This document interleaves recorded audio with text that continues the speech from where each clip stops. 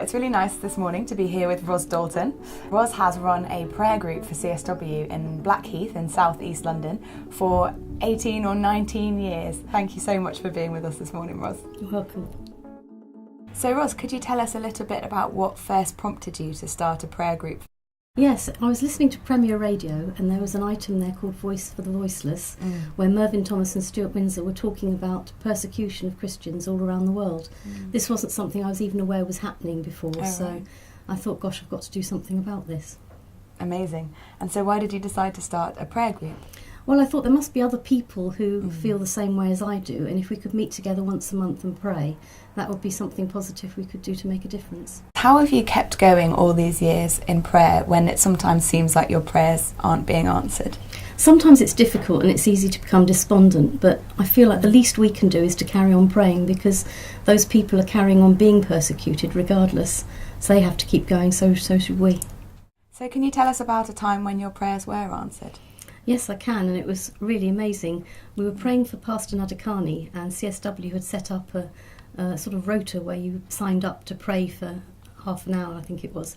And I was praying for my half an hour, and as soon as I stopped praying and put my computer on, I discovered that he'd been released from prison. Wow. Sort of either before I'd started or while I was praying.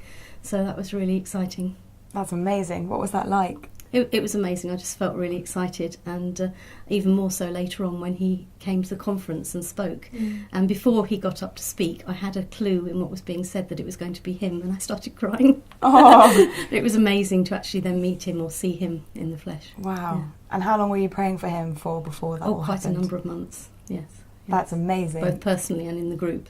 What an amazing answer to prayer. Yes, it was. Ros, what does it mean to you to be able to pray for those who are suffering for their faith around the world? I feel like I'm part of a bigger scene because there's lots of people all over the world praying for them, and it makes me know that they're not alone, and I hope that they feel somehow through our prayers that they're not alone and that other people care about them. What would you like to say to those who are suffering for their faith today? I'd like them to know that they're not alone and that there are people who care about them, and that will make their situation better in some way. Ros, do you have any advice for other people who might like to set up a prayer group for CSW? I'd just say go for it. You can do as little or as much as you want to, and it's better to do something than nothing. And even if there's just 2 or 3 of you that are praying together regularly, it's still a really powerful tool. Oh, I absolutely agree. Thank you so much for setting up a prayer group for CSW and for everything that you do, you know, with your family, individually and in your prayer group. We couldn't function without supporters like you and without people faithfully praying for our work and the people that we're supporting with our work. So thank you so much, Ros, and thanks for speaking to us today. Thank you, it's an absolute privilege.